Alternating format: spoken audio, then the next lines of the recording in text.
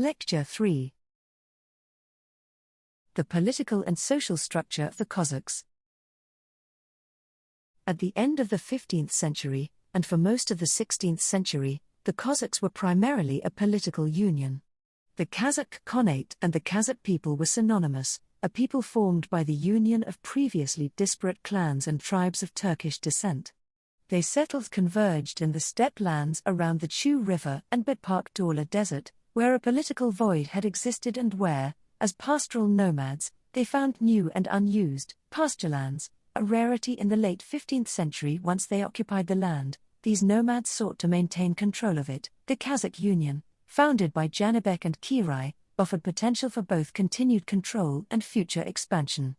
Tribal unity implied increased military potential, with more warriors to mount a common defense against outside invaders. With growing strength came growing numbers. Nogai, Uzbek, and Mongol, Altai, tribes in need of pasturage came to join the Janibek-Kirai Federation. As these tribes gained pasture land, their livestock holdings increased, requiring additional pasturage. This, coupled with the constant need to shift pasture lands that the free grazing of animals demands, led the Cossacks continually to acquire new territory, so that by the last quarter of the 17th century they controlled most of present-day Kazakhstan.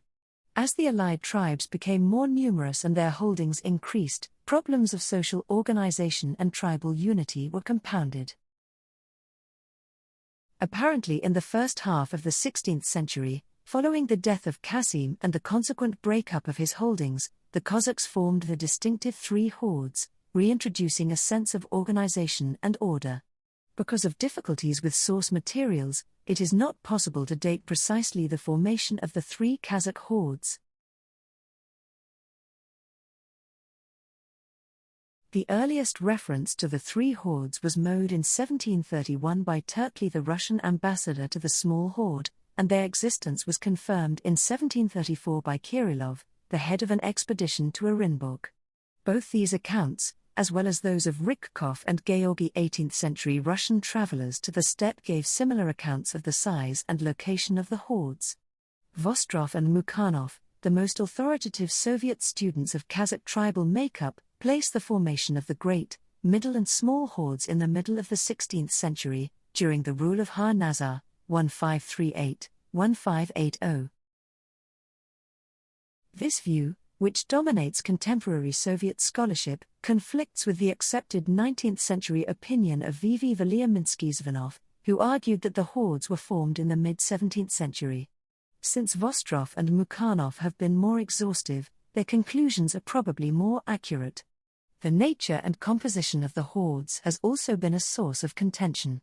Although used by Western and Soviet scholars alike, the term horde is probably a misnomer. The Cossacks referred to these three groups as the Inzluzi Orta Zhuz, and Kichi Zhuz, literally the Great Zhuz.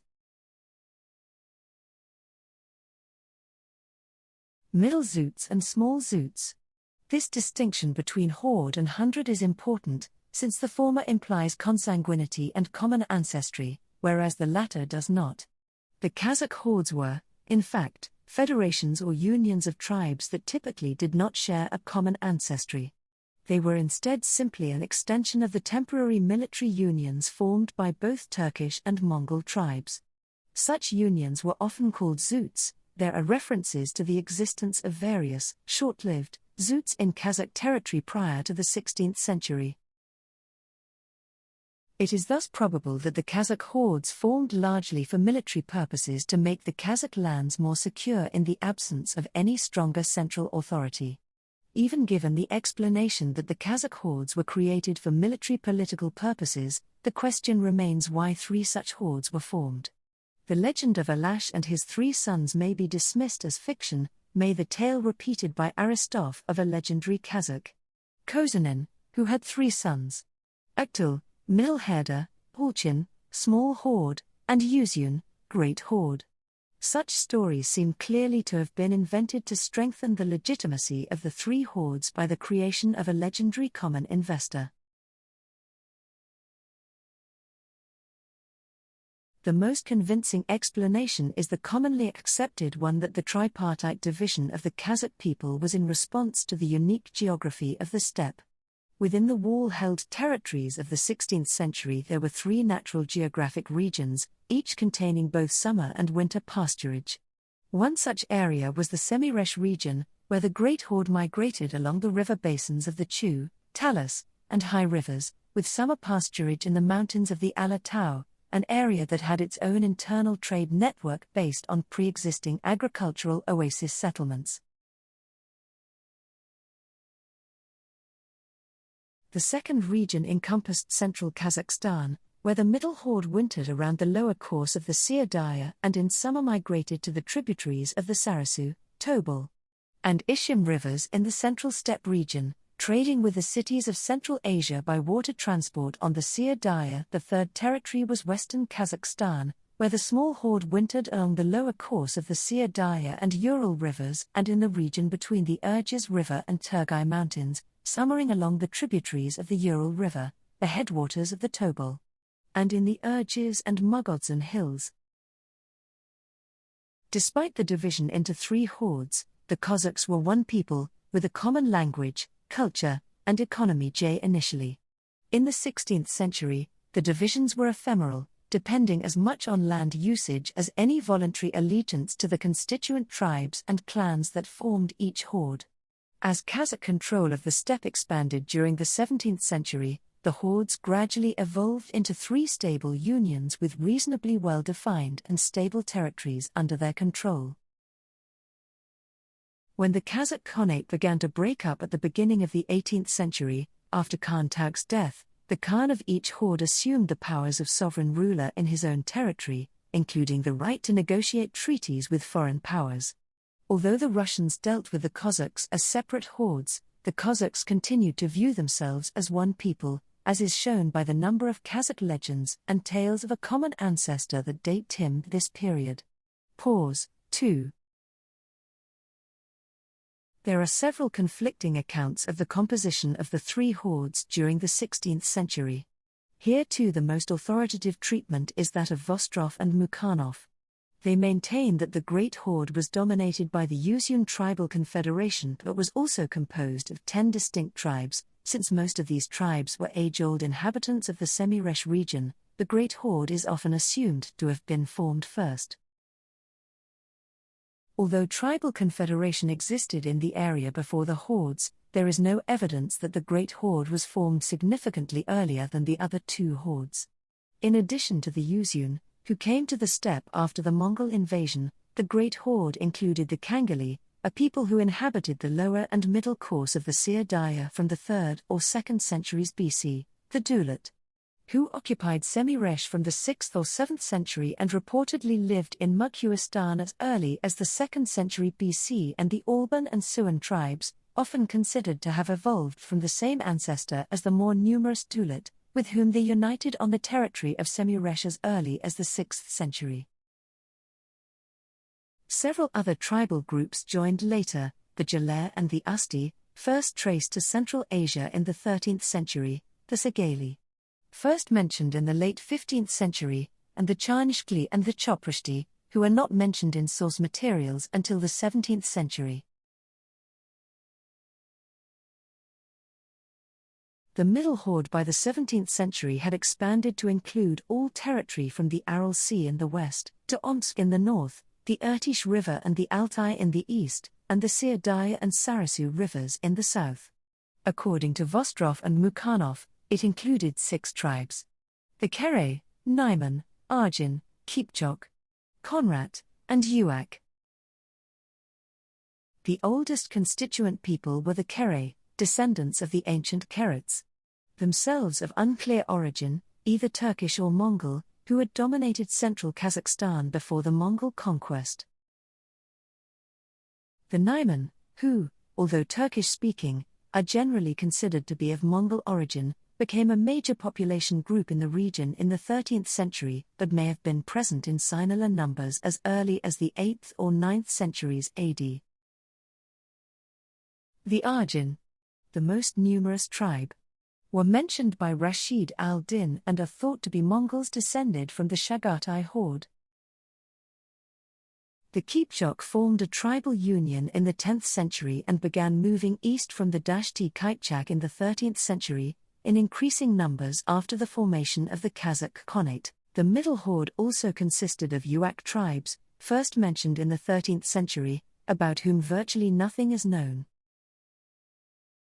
The Conrad Tribes, who separated from the Middle Horde in the early 19th century, later joined with Uzbek farmers in the Kokand Khanate. The ethnogenesis of the small horde is particularly difficult to trace. As best as can be determined, this horde seems to have been a clanic rather than a tribal confederation. It was sometimes known as the Olchin Clanic Union, since 18 clans of the small horde claimed common descent from the Alkins, and the remaining clans were known as the Jhetyjharga, in Kazakh, 7 clans, who were said to have attached themselves to the Alkins later on. However, it is doubtful that even the majority of the small horde, the so-called Olchin, shared a common ancestor. The 3 most numerous clans of the small horde were the Kurda, found around the Aral Sea in the 10th century, the Adai, believed by Vostrov and Mukhanov to be descendants of the Daki peoples, reported in the Mangishlak region in the 6th and 7th centuries, and the Kerei, possibly a clan of the Kerei, who seem first to appear in the 13th century. Each horde was ruled in roughly the same manner. A Khan was ted at a meeting of sultans, biis, lesser nobles, and clan or family elders, who met annually to affirm the Khan's leadership, to advise him, and to receive his instructions. At these annual meetings the year's migration was planned and each clan and all, the Kazakh migratory unit, was allocated winter. Kazakh Khan enjoyed was a reflection of his perceived particular fitness to rule.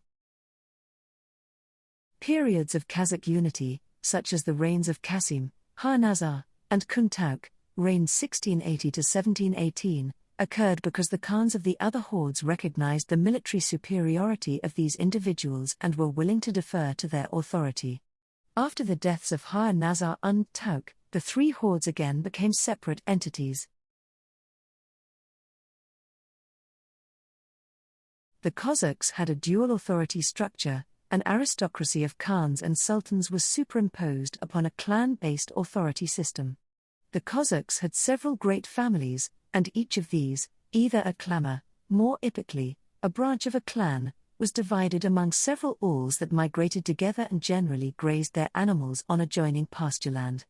An all which in winter might have numbered as many as 30 to 40 yurts, round felt tents, consisted of a few related and amlies. Each mull had an elder, usually referred to as an Aksakal, white bird, with a charged with the protection of his pasturelands and people. The elders met to choose bill to prevent the ali in negotiations with other families and to mediate internal deputies realite the regation, and allocate pastureland. Although the title of bill often went in Luther on the thus was not hereditary and could be shifted if the elders so chose. The biis met to choose the sultans, who typically functioned as sub-khans ruling over particular territory and governing relations between clans, as well as to choose the khan, who governed the entire horde. Sometimes semi-autonomous territories existed within a horde, ruled by lesser khans who had sworn loyalty to the khan of the horde. The khan generally served for life and, in keeping with the local tradition, was succeeded first by his brother and then by his son. Nonetheless, since to become Khan an individual had to prove his own competence, ruling families were often eclipsed by new claimants. The Cossacks adopted their system of princely rule from the Mongols. In general, Kazakh society rewarded military skills. Batters, heroic warriors, were invited to migrate with the retinues of sultans and khans, and they were often elected themselves to be khans.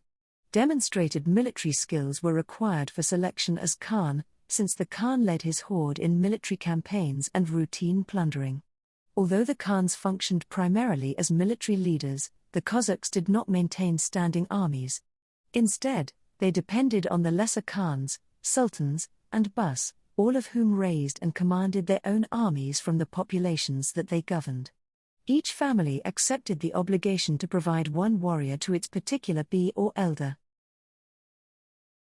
These elders, however, were under no compulsion to lend these warriors to the Khan, who thus was compelled to win the support of lesser authorities for any campaigns in which he might wish to engage.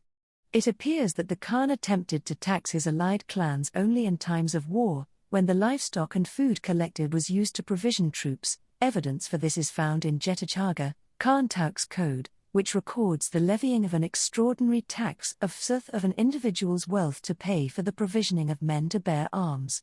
This is further supported by Tevkli's observation in the 1730s, and from the nomadic Kyrgyz Kazakhs to the Khans no tribute is gathered nor is required.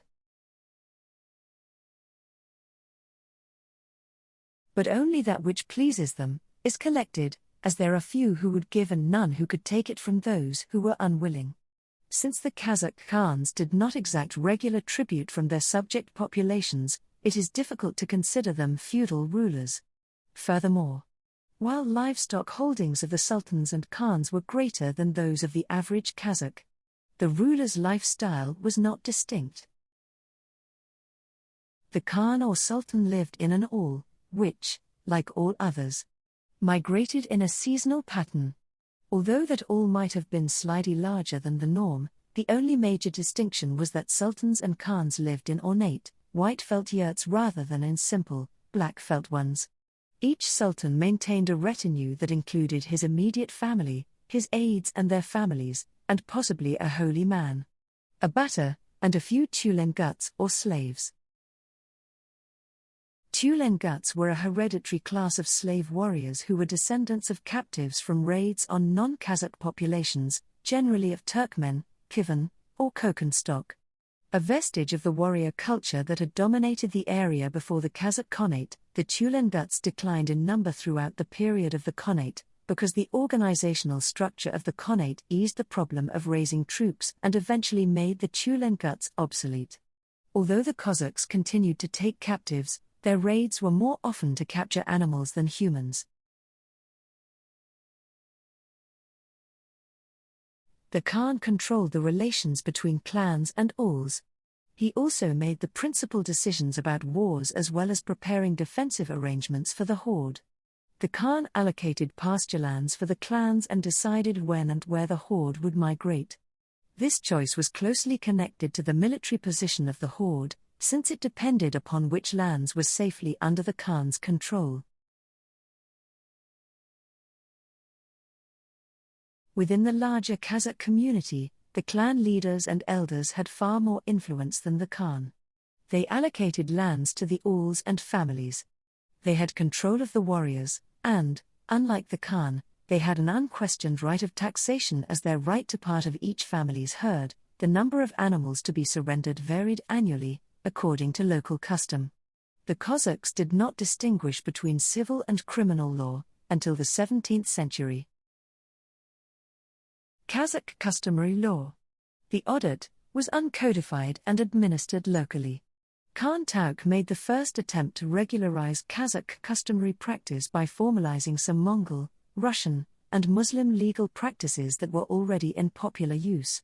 His code, the Jhetyjharga, was not writ down until the 1820s, when Speransky incorporated it in his legal reforms. Until that, each Khan modified the code slightly in oral transmission, to mirror his own preferences. Tauke's customary law encouraged formalization of the legal process. Since the bus were charged with adjudicating disputes, by the end of the 18th century the term bit had come to mean judge. Each bi had his own court, generally a tent and a scribe, which he supported by collecting 10% of all tines levied. Kazakh justice was harsh, and the principle that blood demands blood was firmly entrenched. Crimes of theft and plunder were punishable by loss of limb or by death. In cases of raids or attacks on an all, the offending individual or community was forced to pay a kun, blood price. In the 18th century this was based on a standard of 1,000 rums for a man's life, 500 rams for a woman's, 100 for the loss of thumb, and 20 for the severance of a small finger. Furthermore, a seal of livestock acquiescence was derived, by which 100 inmels equaled 300 horses equaled 1,000 sheep. The bus also adjudicated disputes involving inheritance and contractual agreements involving employment, marriage, and divorce. Peaceful adjudication of disputes was not universally acknowledged, as is attested to by the great number of Barama's punitive raids in which livestock was captured.